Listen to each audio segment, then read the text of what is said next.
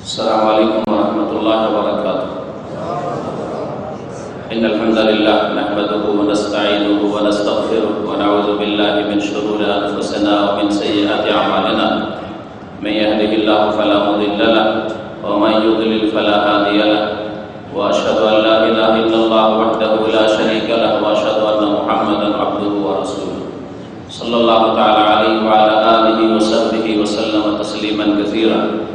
يا أيها الذين آمنوا اتقوا الله حق تقاته ولا تموتن إلا وأنتم مسلمون. يا أيها الناس اتقوا ربكم الذي خلقكم من نفس واحدة وخلق منها زوجها وبث منهما رجالا كثيرا ونساء واتقوا الله الذي تساءلون به والأرحام إن الله كان عليكم رقيبا. يا أيها الذين آمنوا اتقوا الله وقولوا قولا سديدا يصلح لكم أعمالكم ويغفر لكم ذنوبكم ومن يطع الله ورسوله فقد فاز فوزا عظيما. أما بعد فإن خير الحديث كتاب الله وخير الهدي هدي محمد صلى الله عليه وسلم وشر الأمور محدثاتها وكل محدثة بدعة وكل بدعة ضلالة وكل ضلالة في النار. أعوذ بالله من الشيطان الرجيم. وكأي من دابة لا تحمل رزقها الله يرزقها وإياكم وهو السميع العليم.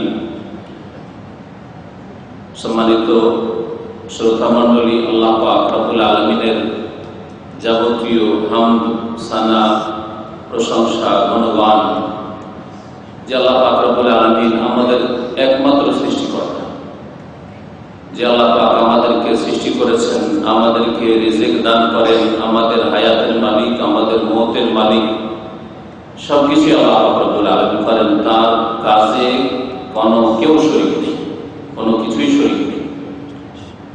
সে আল্লাহ পাকের যাবতীয় প্রশংসা যে আল্লাহ পাক রব্বুল আলামিন যখন সবকিছুই করেন, তার কাজে কেউ শরীক নেই, তার রুবিয়াতে শরীক নেই, তখন তার ইবাদত বন্দেগীতে আমরা কোনো কিছুকে শরীক করব না। আল্লাহ পাক আমাদের তাওহীদের উপর যেন কায়েম রাখেন, তাওহীদের উপর আমাদেরকে আল্লাহ পাক রব্বুল আলামিন যেন মওত দান করেন, আর তাওহীদের সাথে বিচার দিবসে হাজির হওয়ার তৌফিক যেন আল্লাহ পাক দান করেন। আল্লাহ পাক রব্বুল আলামিন তাওহীদের বদৌলতে, নেক আমলের বদৌলতে আল্লাহ পাক রব্বুল আলামিন যেন তার রহমত দান করেন, আর তার রহমতে আমাদেরকে আল্লাহ পাক দুনিয়া আখিরাতে যেন ঠেকে নেন। আল্লাহ পাক আমাদেরকে দুনিয়া আখিরাতে সুখী করেন। আল্লাহ পাক যেন আমাদেরকে জান্নাতুল ফিরদৌস দান করেন। সালাত এবং সালাম নাযিল করেন মুহাম্মদ রাসূলুল্লাহ সাল্লাল্লাহু আলাইহি ওয়াসাল্লামের উপর, যিনি রাহমাতুল লিল আলামিন, যিনি বিশ্বজাহানের সমস্ত কিছুর জন্য, সকলের জন্য, সবকিছুর জন্য রহমত, দয়াশীল, যেমন আল্লাহ পাক কোরআনে কারীমে ইরশাদ করেছেন। যিনিও আল্লাহ পাক রব্বুল আলামিনের কোনো কাজে শরীক ছিলেন না, বরং মহান আল্লাহর কাছে তিনিও সেইভাবেই চাইতেন যেমন আমাকে আপনাকে চাওয়ার নির্দেশ দেওয়া হয়েছে। তিনি সেইভাবে মেহনত পরিশ্রম করতেন, রুজির সন্ধান করতেন যেমন আমাকে আপনাকে রুজির সন্ধান করতে বলা হয়েছে।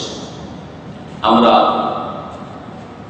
এই সৌদি আরবে প্রবাসী মানুষ সকলে হালাল রিজিক তলাশ করার জন্য এসেছি। এটা হচ্ছে আমাদের একটা বড় উদ্দেশ্য। শুধু ইবাদত বন্দেগী করার জন্য আসেন, কারণ ইবাদত বন্দেগী দেশে থেকে হয়তো, আর দেশে থেকেও যদি কারো সৎ নিয়ত থাকে, তা আর আল্লাহ পাক রব্বুল আলামিন তাকে সচ্ছলতা দিয়ে থাকে, তো হজে আসতে পারে, উমরায় আসতে পারে। আমরা এখানে এসেছি রুজির সন্ধানে। এই উদ্দেশ্য আমাদেরকে এই বিদেশে পৌঁছে দিয়েছে। যখন রুজির সন্ধানে এসেছি আমরা, তখন রুজি সম্পর্কে আজকে আলোচনা। তবে মনে রাখবেন যে নিয়ত গুণে বরকত। ইন্নামাল আমালু বিন্নিয়াহ, নবী করিম সাল্লাল্লাহু আলাইহি ওয়াসাল্লামের প্রসিদ্ধ হাদিস। মানুষের কাজকর্ম, আমল মানে শুধু ধর্মীয় দিনই আমল নয়। আমল মানে শুধু নামাজ, রোজা, হজ, যাকাত আর কয়েকটা ইবাদত বন্দেগী, এগুলির মধ্যে আমল সীমিত নয়। আমল মানে কাজ। এই জন্য লেবারকে আমিল বলা হয়। লেবারকে কি বলে? আপনি যদি লেবার পেশার লোক হন, তো আপনার একামতে কি লেখা আছে? আমিল লেখা আছে। হ্যাঁ, তো ইন্নামাল আমালু বিন্নিয়াত, সমস্ত আমল, সমস্ত কাজ, দুনিয়ার কাজ, দিনের কাজ, রুজি তলাশের কাজ, দেশের কাজ, বিদেশের কাজ, ব্যক্তি জীবনের কাজ, পারিবারিক জীবনের কাজ, সামাজিক কাজ, রাষ্ট্রনীতির কাজ, সমস্ত রকমের কাজ, অর্থনীতির কাজ, সবগুলি কাজ নির্ভর করে মানুষের নিয়তের উপর, মানুষের অন্তরের সংকল্পের উপর, অন্তরের ইচ্ছার উপর। আপনার অন্তর যদি ভালো থাকে, আপনার নিয়ত, অন্তরের সংকল্প যদি সুন্দর হয়, তো কাজও সুন্দর হয়, কাজের ফলাফলও সুন্দর হয়। আর অন্তরে যদি আপনার পাপ ভরা থাকে, অন্তর যদি পাপিষ্ঠ হয়, অন্তরে অসৎ নিয়ত থাকে, অসৎ উদ্দেশ্য থাকে, তাহলে সেই কাজও ভালো হয় না, আর কাজের ফলাফল খুব খারাপ হয়, পরিণাম খারাপ হয়। ইন্নামাল আমালু বিন্নিয়াত। তো আমরা যে রুজি রিজিকের জন্য এসেছি, যদি আমাদের সৎ নিয়ত থাকে, তাহলে এর ফলাফল মানে রুজি পাওয়া এবং এই রুজির সফরে এসে সাকসেস হওয়া, কামিয়াব হওয়া, এই যে রেজাল্ট, এই রেজাল্ট আমাদের ভালো হবে।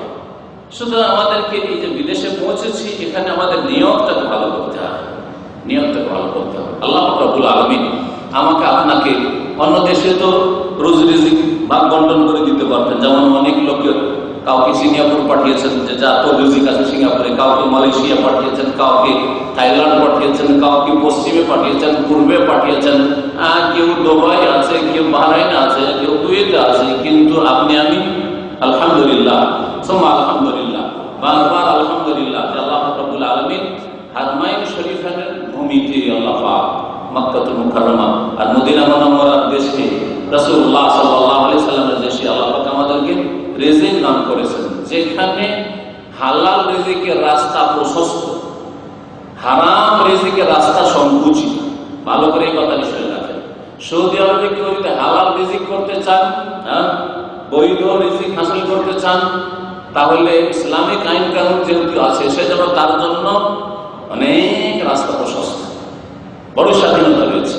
কিন্তু হারাম উপায়ে যদি রিজিক সন্ধান করতে চান, মদ দিয়ে, জুয়া দিয়ে, নারী ব্যবসা দিয়ে, ফিল্ম দিয়ে, বেঈমানি করে, আত্মসাৎ করে, 2 নম্বরি করে, জালিয়াতি করে, জালে কামা, জাল পাসপোর্ট, জাল কাগজপত্র ইত্যাদি মেলা হারাম রিজিক আছে। এসব রাস্তা সৌদি আরবে কিন্তু সংকুচিত, রাস্তা সংকীর্ণ। পক্ষান্তরে অন্যান্য দেশে চলে যান, নিজের দেশের কথা বলেন আপনি, অন্য দেশের কথা বলেন, সেখানে হারামের রাস্তা সস্তা, হারাম উপায়ে রুজি হাসিল করা খুব সহজ। আর হালাল উপায়ে যদি রুজি করতে যান, তাহলে রাস্তা আপনার সামনে সংকীর্ণ হয়ে আসবে। যেখানে যাবেন, ঘোষ না দিলে কোনো কাজ হবে না, ঘোষ না দিলে দোকান চালাতে পারবে না, ঘোষ না দিলে লাইসেন্স পাবেন না, ঘোষ না দিলে পাসপোর্ট পাবেন না, ঘোষ না দিলে এই পাবেন না, সেই পাবেন না। ঠিক কিনা? ঠিক বলছে না? বলছি দেশের অবস্থা ভালো, যেখানে যাবেন সেখানে ঘোষ, চাঁদাবাজি আর বেঈমানি। জি হ্যাঁ, আপনি চাঁদা দেবেন না, রাস্তায় চলতে দেবেন না, চাঁদা দেবেন না, গাড়ি নামাইতে দেবেন না, রাস্তায় এক এক দল, রাজনৈতিক দলের চাঁদা আলাদা, আর সন্ত্রাসীদের চাঁদা আলাদা, বেঈমানদের চাঁদা, মস্তানদের চাঁদা আলাদা, চাঁদা আর শেষ। সুবহানাল্লাহ। যারা রক্ষক তারাই ভক্ষক। কিন্তু আলহামদুলিল্লাহ, এখানে যারা রক্ষক, তারা রক্ষা করার জন্য, সুরক্ষার জন্য মরুভূমিতে বসে আছে। আপনি এখান থেকে মক্কা মদিনা চলে যান, রাত্রে 2টা-3টায় যান, তারপর রাস্তায় আপনি আমনুত্তরক, এটা বাইরে আমনুত্তরক পাবেন, রাস্তার সুরক্ষার জন্য সুরক্ষা বল, জি আছে, যাতে করে আপনার বিপদ আপদ না আসে, বা বিপদ আপদ আসলে, দুর্ঘটনা আল্লাহ না করে কিছু হলে যাতে করে আপনার হেল্প করতে পারে ইত্যাদি। তো আলহামদুলিল্লাহ, আল্লাহ পাক আমাদেরকে এই দেশে রিজিক দান করেছে। রিজিক মানে ভাগ। আল্লাহ পাক আমাদেরকে রিজিকের ভাগটা এই দেশে দিয়েছে। রিজিক সম্পর্কে আলোচনা করব। এই ক্ষেত্রে আমি বলবো যে রিজিক মানুষ হাসিল করার 2টি রাস্তা রয়েছে, দুটোই রাস্তা বা দুটোই পন্থা অবলম্বন করতে হবে। একটা হচ্ছে পার্থিব পন্থা, আর একটা হচ্ছে শরীয়তি পন্থা, দুনিয়াবি উপায়। দুনিয়ার কিছু উপায় রয়েছে। আপনি ব্যবসা ভালো বুঝেন, আমি বিদ্যা বুদ্ধি ভালো বুঝি, কেউ চাকরি ভালো করতে পারে, কেউ হাতের কাজ, টেকনিক্যাল কাজ ভালো করতে পারে। যে লোকটা ব্যবসা বুঝে সে টেকনিক্যাল কিছুই বুঝে না। তো এক এক একজনের এক একটা ফিল্ড আছে, যাকে আল্লাহ যেই শক্তি দিয়েছেন, যে আল্লাহ প্রদত্ত ক্ষমতা দিয়েছেন, সেই ক্ষমতার প্রয়োগ করে হালাল রিজিক সন্ধান করবে, যার জন্য যেটা সহজ হয়ে বসে। এটা হচ্ছে দুনিয়াবী উপায়, পার্থিব আপনার উপায় উপকরণ, এর মাধ্যমে আপনি রুজি তলাশ করছেন।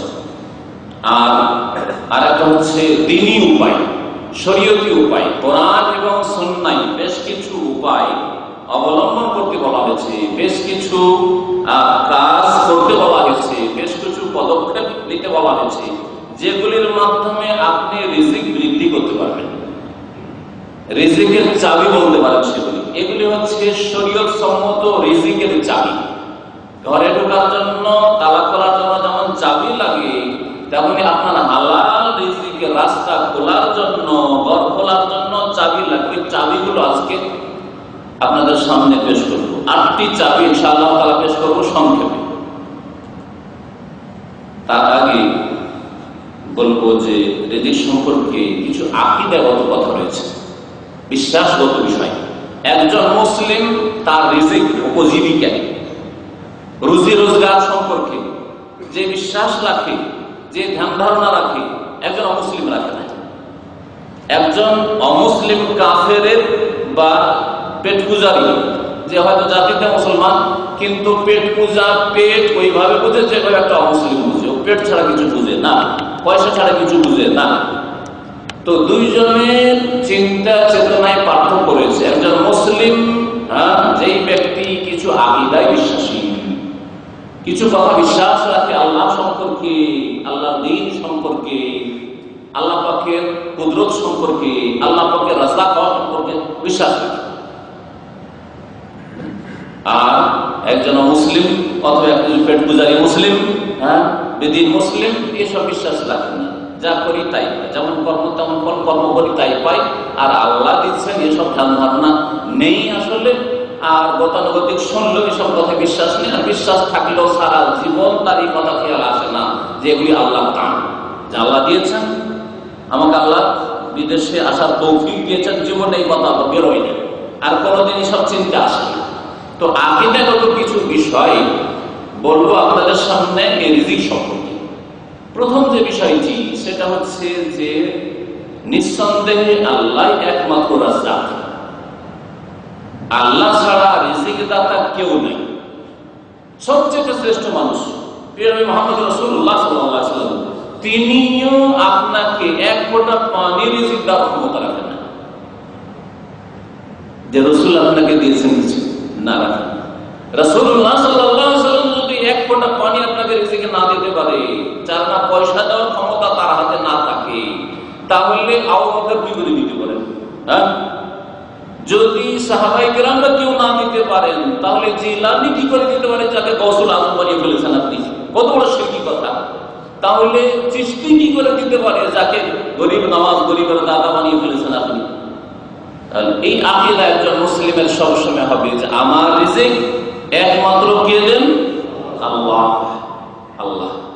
যদি রাসূলুল্লাহ না দিতে পারেন, যদি সাহাবী না দিতে পারেন, যদি চার ইমাম আবু হানিফা, শাফি, মালিক, আহমদ না দিতে পারেন, মুহাদ্দিসিনরা ইমাম বুখারীর মতো ইমাম যদি না দিতে পারেন, যদি জিলানী চিশতি কেউ না দিতে পারে, তাহলে কফিল কি করে দিতে পারে? যে কফিলের হাতে রিজিক আপনার কেউ দিতে পারে না। রিজিকের মালিক একমাত্র আল্লাহ, এই কথা বিশ্বাস করতে হবে। সূরা যারিয়াত আল্লাহ পাক ইরশাদ করেছেন, ইন্নাল্লাহা হুয়া রাজ্জাকু যুল কুওয়াতিল মাতিন। নিঃসন্দেহে আল্লাহ হচ্ছেন আর-রাজ্জাক। আল্লাহ 99টি নামের মধ্যে একটি নাম হচ্ছে রাজ্জাক। আল্লাহ যে রাজ্জাক, রিজিক দান করেন, এই কথাটি কোরআনে কারীমের বহু আয়াতে রয়েছে। নাহনু নারযুকুকুম ওয়া ইয়াহুম, ছেলে মেয়েদেরকে দারিদ্র্যের ভয়ে, অভাবের ভয়ে হত্যা করিও না, মেরে ফেলিয়ে দিও না, বাচ্চা নেব না, এই কাফেরদের মতো ধারণা রাখিও না। কারণ তোমাদেরকে রিজিক দিচ্ছি, আর তোমাদের ওই মাসুম সন্তান, নিষ্পাপ ছেলে মেয়েদেরকে দিচ্ছি, যারা পেটে এসেছে অথবা আসতে যাচ্ছে অথবা দুনিয়ায় চলে এসেছে। খবরদার করে মারিও না, ওদের রাস্তা বন্ধ করিও না। তোমার বাপ যদি তোমার রাস্তা বন্ধ করে দিত, তোমার মা যদি তোমার রাস্তা বন্ধ করে দিত, কোথা থেকে আসতে? দুনিয়া থেকে আসতে, সৌদি আরব আসতে কথা। দ্বিতীয় আকীদার বিষয়টি মনে রাখবেন যে আল্লাহ যে রিজিকের ভাগ বন্টন করে রেখেছেন লৌহে মাহফুজে। আল্লাহ পাক তাকদীর লিপিতে, ভাগ্য লিপিতে, লৌহে মাহফুজ সেটা কখনো ভুল করবে না, তাতে ভুল হবে না। আমরা দিতে গিয়ে আপনারটা এগিয়ে দিয়ে দিলাম, এটা ওকে দিন, আমাদের ভুল হতে পারে। আপনি পাবেন 100 টাকা, এ পাবেন 50 টাকা, উল্টা করে দিতে পারে, হতে পারে না? পারে না, আমাদের হইতে পারে। কিন্তু আল্লাহ যেহেতু রাজ্জাক, সুতরাং রিজিক ভুল করে আমার রিজিক আপনি খেয়ে ফেলবেন, আর আপনার রিজিকটা আমি খেয়ে দিতে পারবো, বা আপনার রিজিকটা আমি খারাপ করে দিতে পারবো, নষ্ট করে দিতে পারবো, এই ধারণা মগজে থাকলে সরিয়ে দেন। কেউ হিংসা করে, শত্রুতা করে, বিদ্বেষ আছে, বিরোধিতা করে, আর ভিতরে ভিতর আপনার চাকরির শিকড় কাটছে, এইসব ধারণা রেখে ক্ষতি করার চেষ্টা করছে। কিন্তু আল্লাহ পাক রব্বুল আলামিনের ইচ্ছার বিরুদ্ধে, আল্লাহ যদি সে রিজিকটা আপনার নসিবে রেখে থাকেন, কোনো শক্তি পৃথিবীতে নেই, সারা দুনিয়ার কোনো শক্তি নেই যে আপনার রিজিকটা কেড়ে দিতে পারে। কেড়ে নেওয়া দূরের কথা, কমিয়ে দিতে পারে। চাকরি খেয়ে নিতে পারে, অমুক আমার চাকরি খেয়ে দিল, চাকরিটা আমার ভালো একটা সালে হইতে যাচ্ছিল, অমুক হইতে দিল না, আমার এখানে ভালো একটা পজিশনের দোকান পাচ্ছিলাম, সেটাও সে বেশি টাকা দিয়ে নিয়ে গেল, আমাকে দিতে দিল না, ইত্যাদি ইত্যাদি। এইসব কথা যে আমাদের দেশের মানুষরা বলে, সব ভুল কথা। আপনার ভাগ্যে ওটা নেই, আপনার ওটা রিজিক নয়। আপনার রিজিক এই বছরই শেষ হয়ে গেছে, এক্সিট লাগবে, এটা ফায়সালা আল্লাহ হয়ে আছে। সুতরাং কেউ যে আপনার ষড়যন্ত্র করে আপনাকে এক্সিট লাগিয়ে দিল বা এরকম কিছু করলো, না না, ওইসব নিয়ে পেরেশান হবেন না। তাতে কি হবে? মানসিক দিক থেকে শান্তিতে জীবনযাপন করো। আলহামদুলিল্লাহ, আল্লাহ তুমি আমার সৌদি আরবের রিজিক বা এই যে চাকরিটা আমার ছিল অথবা ব্যবসা ছিল, আল্লাহ এটাই তুমি ক্লোজ করে দিয়েছো তোমার ইচ্ছাই।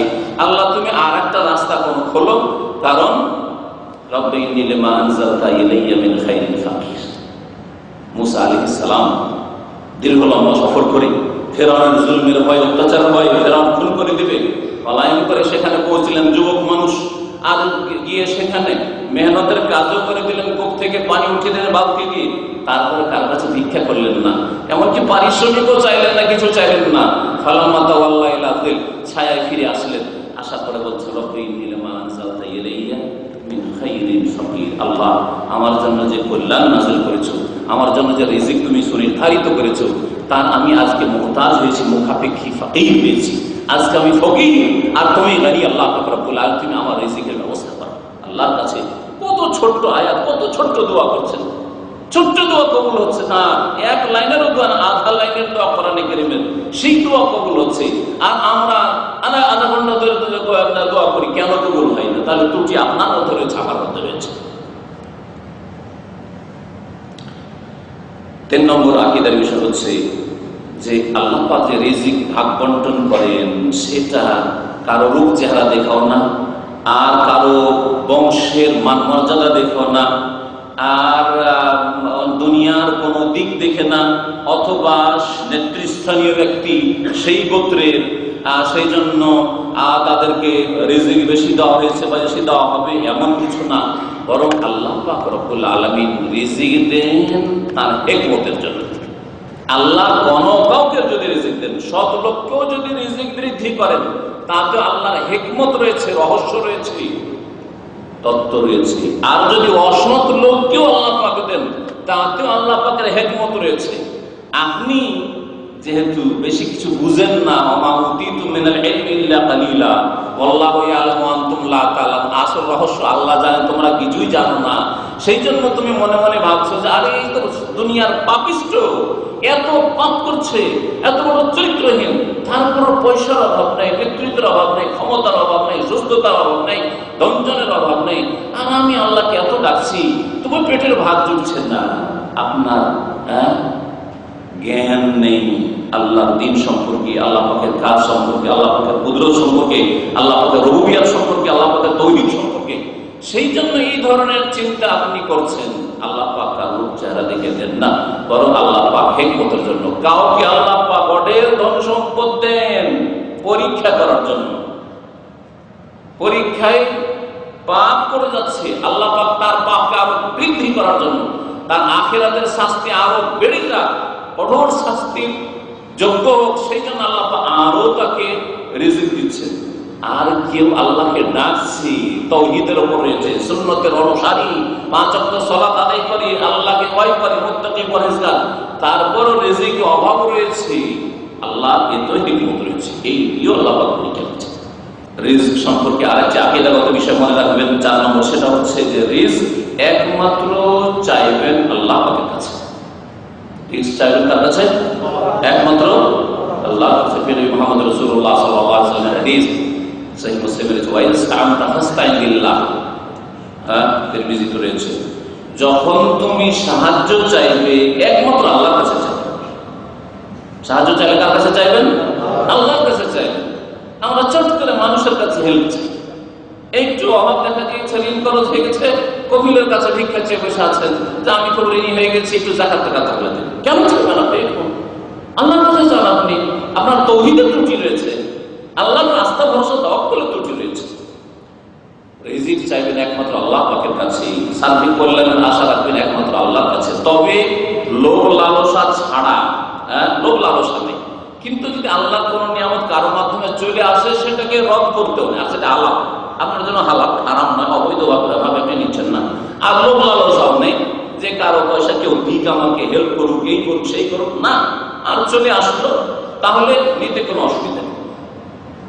5 নম্বর আকীদার বিষয় রিজিক সম্পর্কে মনে রাখবেন যে আল্লাহ যদি কাউকে অঢেল রিজিক দান করেন, রিজিক মানে শুধু টাকা পয়সা নয়। সাধারণ মানুষ আমরা রিজিক মানে মনে করে টাকা পয়সা। রিজিক মানে আপনাকে যা দেওয়া আছে সবটা রিজিক। সুস্থতা রিজিক, সুস্থতা রিজিক, ব্রেন বুদ্ধি বিচক্ষণ, মাশাআল্লাহ আপনার ছেলেমেয়েরা সবাই লেখাপড়ায় ভালো, গরিব মানুষ আপনি কিন্তু লেখাপড়ার সময় ভালো, সবাই মাশাআল্লাহ হাফেজে কোরআন, আলেমে দ্বীন, রিজিক সবচেয়ে সুন্দর রিজিক।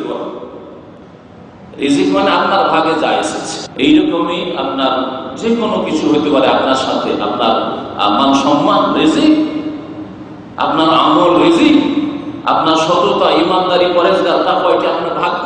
আপনার কেউ নিতে পারবেন আপনার তাকওয়া, আপনার পরেজগার, আপনার ঈমান, আপনার তাওহীদ, আপনার সুন্নাত।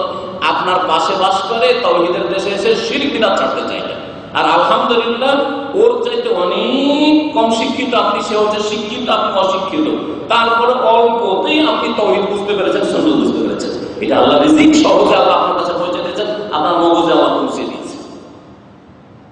আল্লাহ পাকের রিজিক আল্লাহ পাক যদি কাউকে দেন, কাউকে আল্লাহ পাক বৈজ্ঞানিক করে দিলেন, কাউকে আল্লাহ পাক রব্বুল আলামিন ছেলে দিলেন, মেয়ে দিলেন, সবগুলি সব ডাক্তার, সবগুলি ইঞ্জিনিয়ার, সবগুলি খুব ব্রেনি, অথবা সুস্থ, সকলে সুস্থ, কোনো বাড়িতে বিপদ আপদ নাই, রোগ নাই, মানসিকতা নাই, ধন সম্পদের অভাব নাই, ইত্যাদি। আকীদার বিষয় হচ্ছে যে কাউকে যদি আল্লাহ অঢেল রিজিক দান করেন, এটা প্রমাণ করে না যে আল্লাহ ওই লোককে ভালোবাসে আর আল্লাহ ওর উপর রাজি আছে। হতে পারে যে ফেরাউনের মতো আল্লাহ সবচেয়ে বেশি ঘৃণা করে ওকে, তারপরে ওকে বড় নেতৃত্ব দেওয়া হয়েছে, আর বড় মান সম্মান দেওয়া হয়েছে, বড় ক্ষমতা দেওয়া হয়েছে, অনেক ধন সম্পদ দেওয়া হয়েছে, আর বিদ্যা বুদ্ধি দেওয়া হয়েছে, অনেক কিছু দেওয়া হয়েছে। তো কেউ যদি দুনিয়া রিজিক বেশি পেয়ে যায় সেই জন্য আপনি ধোঁকা খেয়ে যাবেন, এটা কখনো ধোঁকা খাবেন না। আপনার আকীদা যদি ঠিক থাকে, আল্লাহ ভালোবাসেন এর প্রমাণ এই নয় যে দুনিয়াতে খুব সুখ দিয়েছেন আর দুঃখ পড়েছে আপনার দুনিয়াতে, সেজন্য আল্লাহ আপনাকে ভালোবাসেন না। এই ধারণা কোনো মুসলিম রাখবে না, কোনো মুসলিম রাখবে না। কারণ কি সবচেয়ে বেশি ধন দেওয়া হয়েছিল, ঠিক কিনা? ধনের রিজিক সবচেয়ে বেশি কারণকে দেওয়া হয়েছে, কিন্তু কারণকে আল্লাহ ভালোবাসতেন না মূসাকে ভালোবাসতেন? বলেন। ফেরাউনকে সবচেয়ে বড় নেতৃত্ব দেওয়া হয়েছিল সেই যুগে, আল্লাহ ফেরাউনকে ভালোবাসেন না মূসাকে ভালোবাসেন? নমরুদকে আল্লাহ ভালোবাসেন না ইব্রাহিম আলাইহিস সালামকে ভালোবাসেন? ইব্রাহিমকে খলিফা রাষ্ট্রনেতা হয়েছিলেন, নমরুদ রাষ্ট্রনেতা ছিল। নয় যে যার কাছে ক্ষমতা রয়েছে, যার কাছে পয়সা রয়েছে, যার কাছে ধন রয়েছে, যে দেশ বিদেশ সারা পৃথিবী ঘুরতে পারে, সেই হচ্ছে যার ভক্ত বেশি রয়েছে, যার পিছনে লোক রয়েছে, সে হচ্ছে ভাগ্যবান। না, কখনো ভাগ্যবান না। আর তাকে আল্লাহ ভালোবাসে, এরকম হতে পারে আল্লাহর কাছে সে অভিশপ্ত মাত্র মালাউন হতে পারে। আর একটি কথা আকীদাগত 6 নম্বর বলে শেষ করবে এই বিষয়টি, সেটা হচ্ছে যে আল্লাহ যদি কাউকে রিজিক দেন, রিজিক দেওয়ার সাথে সাথে আল্লাহ পাকের কোরআনের শিক্ষা হচ্ছে যে রিজিক যখন আমি দিয়েছি, আমি দিলাম, অথচ আমার কোনো স্বার্থ নেই, বিনা স্বার্থে একমাত্র আল্লাহই দেন, ঠিক কিনা? আল্লাহ কোনো স্বার্থ নেই, বিনা স্বার্থে কোনো গরজ নেই দুনিয়ার, একমাত্র কে দেন? আল্লাহই দেন, কোনো স্বার্থ নেই। আর আপনি যদি আমাকে দেন স্বার্থ আছে, আমি যদি আপনাকে দিই স্বার্থ আছে, কিছু না কিছু স্বার্থ আছে। আমার একটা ভালো সুদৃষ্টি থাকবে, কিচ্ছু যদি না থাকে, আমার কোনো কাজের প্রয়োজন পড়লে আমার কথাটা মানতে হবে, কারণ আমি এই দিয়েছি সেই দিয়েছি, এই করেছি সেই করেছি, ঠিক না? আল্লাহ পাক রব্বুল আলামিনের কোনো স্বার্থ থাকে না। আল্লাহ পাক রব্বুল আলামিন যখন বিনা স্বার্থে আমাকে আপনাকে রিজিক দিয়েছেন, তার সাথে সাথে একটা আল্লাহ ডিমান্ড করেছেন। ডিমান্ড হচ্ছে, দাবি হচ্ছে আল্লাহ পাকের যে দিলাম যখন আমি তোমার উপর খরচ করলাম, তুমি আমার অন্য বান্দাদের উপর খরচ করো। এই জন্য যেখানে আল্লাহ বলছেন তোমাকে রিজিক দিয়েছি, সেখানে ওয়ানফিকু মিম্মা রাযাকনাকুম। দেখেন একটি আয়াত বললাম, ওয়ানফিকু, তোমরা খরচ করো, ব্যয় করো, যেখানে খরচ করার প্রয়োজন। মিম্মা রাযাকনাকুম, তোমার ঘরের না, তোমার বাপের না, মিম্মা রাযাকনা, যা আমি রিজিক দিয়েছি তোমাদেরকে। সবসময় মনে রাখবেন একজন মুসলিম হিসাবে, যে আল্লাহ যখন দিয়েছেন, আর আমার আশেপাশে অভাবী আছে, ইয়েতিম আছে, বিধবা আছে, অসহায় আছে, দুর্গত আছে, গরিব আছে, ভিখারি আছে, অথবা অসুস্থ আছে, চিকিৎসা করাতে পারছেন না, অপারেশন প্রয়োজন, অপারেশন করাতে পারছেন, ইত্যাদি যে কোনো বালা মুসিবত হোক, দেশ থেকে নতুন এসেছে, তার খাওয়া দাওয়ার ব্যবস্থা নেই, খাওয়ান, সহযোগিতা করেন। আল্লাহ খরচ করতে বলেছে। এই কয়েকটি কথা বলার পরে এখন রিজিকের কয়েকটা চাবি আপনাদের সামনে সংক্ষেপে পেশ করব। আল্লাহ তাআলা বলেছেন আল-কাবুত আয়াত নম্বর 60 ইরশাদ করেছেন, ওয়া কাআইয়িম মিন দাব্বাহ, অনেক জীবজন্তু রয়েছে। আল্লাহ বলছেন অনেক জীবজন্তু রয়েছে, লা তাহমিলু রিজকাহা, যে জীবজন্তুগুলি, যে প্রাণীগুলি নিজের রিজিক বহন করতে পারে, উঠাইতে পারে, উঠাতে পারে, ওকে উঠিয়ে দিতে হয়, সঞ্চয় করে রাখতে পারে না। যতটুকু খেতে পারলো পেটে, অতটুকু সঞ্চয় করে রাখতে পারে না। তো এরা বহনও করতে পারে না, আয় ইনকামও করতে পারে না, এমনকি রিজিক যদি সামনে পড়ে থাকে উঠিয়ে মুখে দিতেও পারে না। হ্যাঁ, আর যতটা খেতে পারবে ততটাই, হয়তো এমন কিছু প্রাণী আছে যতটা খেতে পারলো পেটে রাখতে পারলো অতটাই, সঞ্চিত করে রাখবে নিয়ে গিয়ে নিজের বাসায়, তাও করতে পারে না। তো এদেরকে কি রিজিক দান করেন? হে মানুষ, হে মানুষ, হে সবল মানুষ, হে সাবালক মানুষ, হে সুস্থ মানুষ, চিন্তা করুন তো, আপনি আল্লাহর নিয়ামত আপনার উপর আমার উপর কত আছে। আপনি আমি নিজের রিজিক সঞ্চয় করতে পারি, ইনকাম করতে পারি, হ্যাঁ, টেনে নিয়ে আসতে পারি, নিয়ে আসার মুখে উঠাইতেও পারি, ঠিক না? হ্যাঁ, খেতেও পারি, চিবাতেও পারি, হজমও করতে পারি, আবার নিকাশও করতে পারি, সবকিছু করতে পারি, পারি কি পারি না? তারপরে যা খেলাম অতটাই নাই, যা খেলাম না, খেতে পারলাম না, ওটাকে জমা করে রাখতেও পারি, সঞ্চয় করে রাখলাম, শুধু 2-4 মাসের জন্য, হ্যাঁ, বছর কি বছর, সারা জীবনের জন্য। ঠিক আছে, ধান রাখা যাবে না রে, হ্যাঁ, পাট রাখা যাবে না রে, বিক্রি করে দে, বিক্রি করে টাকা বাড়িতে রাখা যাবে না রে, ব্যাংকে রাখ, হ্যাঁ, দেশের ব্যাংকে রাখা যাবে না রে, বিদেশের ব্যাংকে রাখ। এগুলো কে করে? কে করতে পারে? গরু ছাগল করতে পারে, পিপিলিকা করতে পারে, আপনার নাবালক শিশুটা করতে পারে, 2 মাস 3 মাস 6 মাসের বাচ্চা করতে পারে, কিন্তু আমি পারি, আলহামদুলিল্লাহ, ঠিক কিনা? তাহলে চিন্তা করুন, আল্লাহ বলছেন তুমি এতগুলি কাজ করতে পারো, এই কাজগুলি অন্য প্রাণীগুলো করতে পারে না, অন্য জীবজন্তু করতে পারে না। তারপরে এত পেট নিয়ে চিন্তা যে হারাম খাচ্ছ, অথচ অন্যরা হারাম খেতে যায় না, যেটা ওর রুজি না, রুজি নয়।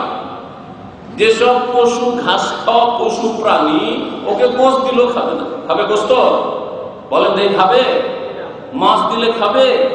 আচ্ছা, যেসব পশু প্রাণীর খাদ্য হচ্ছে মাছ আর গোস্ত, ওকে সবজি দিলে খাবে না, ওটা আমার না। আর মানুষ যা দিলেন তাই, সুদের টাকা দেন, ঘুষের টাকা দেন, বেইমানি করা দেন, চুরি করা হোক, নারী ধ্বংস হোক, আর যে কোনো ভাবে পয়সা আসলেই হইল, ঠিক কিনা? চিন্তা করুন তাহলে কোথায় নেমেছে মানুষ। আল্লাহ পাক তাই বলছেন, এই শ্রেণীর লোকেরাই তো উলাইকা কাল আনাম, চতুষ্পদ জন্তুর মতো, বরং চতুষ্পদ জন্তু ভালো, ওরা নিজের চারাটাই খাবে, নিজের আহারটা খাবে, অন্যেরটা খাবে না। অন্যান্য পশু যেগুলো খায়, ওর জন্য আল্লাহ পাক ওটা নির্ধারণ করে, ওগুলো খাবে না। বালহুম আদাল, এই জন্য এইরকম মানুষগুলি যারা আল্লাহর দিনের সাথে সম্পর্ক রাখে না, আল্লাহর ভয় রাখে না, পরকালে জবাবদেহি করতে হবে এই কোনো চিন্তা নেই, হালাল হারামকে একাকার করে দিল, সবকিছু গ্রাস করে ফেললো, বেঈমানি আত্মসাৎ তাদের কাছে কোনো অপরাধ না, খুন করে টাকা পয়সা ইনকাম করা কোনো অপরাধ না, নারী ব্যবসা করে টাকা পয়সা ইনকাম করা তাদের কাছে কোনো অপরাধ না, মদের ফ্যাক্টরি, মদের ব্যবসা করে আর জুয়া খেলে ইত্যাদি চুরি ডাকাতি ইত্যাদি করে যে কোনো ভাবে না কেন পয়সা আসলেই এদের চাইতে পশু পাখি, গরু, ছাগল, কুকুর, শৃগাল, বিড়াল এগুলি অনেক ভালো। আল্লাহ বলছেন বালহুম আযাল, এই শ্রেণীর লোকেরা আরো বেশি অধম, আরো নিকৃষ্ট, চতুষ্পদ জন্তুর চাইতে নিকৃষ্ট আল্লাহ পাক বলছেন। এই জন্য আল্লাহ পাক কাফেরদের সম্পর্কে, যাদের লাগাম নেই, পয়সা হলেই হইল, হ্যাঁ, আর নেতৃত্ব হলেই হইল, আর দুনিয়ার ভোগ বিলাসের সামগ্রী হলেই হইল, আল্লাহ বলছেন ওয়াল্লাযীনা কাফারু, এরা ইয়াতামাত্তাউ ইয়াবতাউন, এরা ভোগ বিলাস করে, ওয়ায়াকুলুনা কামা তাকুলুল আনাম, আর খায় চতুষ্পদ জন্তুর মতো। চতুষ্পদ জন্তু যেমন আবলা জানোয়ার, বুঝে না কিছুই, বলতেও পারে না, বুঝেও না যে কোনটা খাবো কোনটা না খাবো, হ্যাঁ, বুঝে না এটা আমার মালিকের জমির না অন্য জমির ফসল, বুঝে না। চতুষ্পদ জন্তুর মতো খাই দায় আর চলাফেরা করে, তারা লাগামহীন চলাফেরা করে। এই শ্রেণীর মানুষের জন্য জাহান্নাম হচ্ছে বাসস্থান, জাহান্নাম তাদের ঠিকানা। বলছিলাম আল্লাহ বলছেন যে কত শত যে জীবজন্তু আছে, লা তাহমিলু রিজকা, নিজের রিজিক উঠাইতে পারে না, নিজের রিজিক বহন করতে পারে না। বলুন, আমি আপনি যখন 2 মাস 3 মাসের বাচ্চা ছিলাম, ক্ষমতা ছিল যে মায়ের দুধটা উঠিয়ে মুখে দিয়ে নেবো, হ্যাঁ, ক্ষমতা ছিল। মা যদি কোলে করে উঠিয়ে স্তনে না লাগে তো ক্ষমতা ছিল। ফিডারটা বানিয়ে যদি মুখে ঢুকিয়ে না দিত ক্ষমতা ছিল। নিজের রিজিক উঠাইতে পারতো না, মানুষই একসময় উঠাতে পারতো না। আর অন্যান্য প্রাণী তো আছেই যে নিজে কোনো কিছু ইনকাম করে নিয়ে এসে জমা করে রাখতে পারে না। আল্লাহ ইয়ারযুকুহা, তারপরেও আল্লাহ তাদেরকে রিজিক দিচ্ছেন। ওয়া ইয়াকুম, হে মানুষ, তোমরা সবকিছু সঞ্চয় করে রাখতে পারো, তোমাদেরকে আল্লাহ রিজিক দিচ্ছে। তাহলে আবার ভয় কিসের যে বেশি ছেলে মেয়ে হলে খেতে পাবো না, হ্যাঁ, আর হালাল পয়সাতে পেটের ভাত হবে না, এই ধরনের কথা কেন বলবেন? আজকাল মুসলিমরা এই ধরনের কথা বলে, হালাল ইনকাম করলে পেটের ভাত হইতো না। ওয়ার্কশপ চালাই, গাড়ির ওয়ার্কশপ, বিভিন্ন ওয়ার্কশপ, বলছি যদি হালাল পথে ইনকাম করি মেকানিক্যাল কাজে তো বাবারে পেটের ভাত হবে না। ওকালতি করে আর বলে যদি হালাল ইনকাম করি তাহলে পেটের ভাত হবে না, হ্যাঁ। জমি বিভাগে চাকরি করে, যদি হালাল শুধু, যেগুলোতে ঘুষ আছে, ঘুষের চাকরি যেগুলো, মানে ঘুষ খাওয়ার সুযোগ সুবিধা আছে, বলছে ঘুষ যদি না নিতে পেটের ভাত হবে না। এই ধরনের কথা মুসলিম বলতে পারে? আল্লাহ বলছেন ভাই এখন তোমাদেরকে তো আমি রিজিক দেব। আল্লাহ সবকিছু শোনেন। সুতরাং যখন তুমি চাইছো, তোমার মনটা চাইছে আল্লাহ রিজিক দিক, আল্লাহ তো শুনছেন, আলিম সবকিছু জানছেন যে আল্লাহর বান্দা আছে, এর বাড়ির 2-4-5টা ছেলে মেয়ে আছে, তাদেরও রিজিক দিতে হবে, সব তো আল্লাহ জানছেন। কথা লম্বা না করে এখন সংক্ষেপে আমি বলি ওই রিজিকের চাবিগুলি, শরীয়তি চাবি। শরীয়তের বেশ কিছু কাজ রয়েছে, সব কাজের মাধ্যমে রিজিক আসবে। দ্বীন ইসলামের শুরু থেকে শেষ পর্যন্ত যে কোনো নেক আমল করবেন তার মাধ্যমে রিজিকে বরকত হবে, তার মাধ্যমে আপনার রিজিকের রাস্তা প্রশস্ত হবে। কিন্তু বিশেষভাবে কিছু কিছু আমল আছে যে আমলগুলি করলে রিজিকের চাবি আপনার হাতে আসে, রিজিকের দ্বার আপনার জন্য সহজে খুলে যাবে, রিজিকে আপনার বরকত হবে, আর কখনো আপনাকে দুনিয়ার পেরেশানি ভোগ করতে হবে না। সাধারণত প্রথম হচ্ছে তওবা ইস্তেগফার করা। একজন মুসলিম যদি প্রতিদিন তওবা ইস্তেগফার করে, তওবা মানে আল্লাহর দিকে ফিরে আসা, গুনাহের দিকে চলে গেছেন আল্লাহর দিকে দ্রুত ফিরে আসে, এটা হচ্ছে তওবা। ইস্তেগফার মানে যে ভুলটা হয়ে গেছে তার জন্য আল্লাহর কাছে ক্ষমা চাওয়া, মার্জনা কামনা করা। তওবা ফিরে চলে আসলে, ভুল পথে চলে গেছেন তো ইউটার্ন করে ফিরে আসেন। আর যেহেতু ভুল পথে কিছু দূর চলে গেছিলেন, বেশ কিছু গুনাহ পাপ হয়ে গেছে, আল্লাহ নাফরমানি হয়ে গেছে, সেজন্য আল্লাহর কাছে মাফ চান, ক্ষমা চান, আল্লাহ তুমি ক্ষমা করে দাও, এই যে তওবা ইস্তেগফার। আস্তাগফিরুল্লাহ ওয়া আতুবু ইলাইহি, আল্লাহর কাছে আমি ক্ষমা চাইছি এবং তার দিকে ফিরে আসছি বা তার কাছে তওবা করছি। আস্তাগফিরুল্লাহাল্লাযী লা ইলাহা ইল্লা হুয়াল হাইয়ুল কাইয়্যুম ওয়া আতুবু ইলাইহি, এগুলো নবী করিম সাল্লাল্লাহু আলাইহি ওয়াসাল্লামের হাদিসের দোয়া, দোয়ায়ে মাসুরা, তওবা ইস্তেগফারের। এছাড়া নিজের ভাষাতে আপনি তো আল্লাহ তুমি আমাকে মাফ করে দাও, আল্লাহ আমি তোমার কাছে তওবা করছি, আর এইরকম ভুল ভ্রান্তি করবো না, পাপ করবো না, অন্যায় কাজ করবো না, ফরজ ছাড়বো না, হারাম কাজ করবো না, আল্লাহ তুমি আমাকে ক্ষমা করে দাও। নিজের ভাষায় তওবা করে বুঝে সুঝে, তাহলে হবে কি অন্তর আর চোখ একসাথে হয়ে আপনার উপর তার প্রতিফলন ঘটবে, আপনার উপর তার তাসির হবে, তওবার তাসির হবে। আর শুধু শুধু মন্ত্রের মতো পড়বেন কিন্তু অর্থ বুঝেন না, ওতে আপনার অন্তরের উপর তার প্রতিক্রিয়া হবে না। আল্লাহ পাক রব্বুল আলামিন নূহ আলাইহিস সালাম ভাষায় বলেছেন, ইস্তাগফিরু রাব্বাকুম ইন্নাহু কানা গাফফারা। হে মানুষ, তোমরা তোমাদের প্রতিপালকের কাছে ক্ষমা চাও, ইস্তিগফার করো, আল্লাহর কাছে বেশি বেশি ক্ষমা চান। কেন? কারণ আল্লাহ হচ্ছেন গাফফার, বড় মার্জনাকারী। ইউরসালিস সামা আলাইকুম মিদরারা, যদি আল্লাহর কাছে তওবা ইস্তিগফার করেন, আকাশ থেকে মুষলধারে বৃষ্টি আল্লাহ দেবেন, যতটা বৃষ্টি প্রয়োজন ততটা দেবেন। এত বেশি দেবেন না যে বৃষ্টি দিয়ে আল্লাহ ধ্বংস করেন ফসল পানি আর বাড়ি ঘর, এরকম করবেন না। আর এত অভাব থাকবে না বৃষ্টিতে যে যার ফলে ফসলই জন্মাচ্ছে না, দেশে দুর্ভিক্ষ নেমে এসছে, সেটাও হবে না। আল্লাহ তোমাদের সাহায্য করবেন ধন সম্পদ দিয়ে আর সন্তান দিয়ে, ছেলে মেয়ে দিয়ে।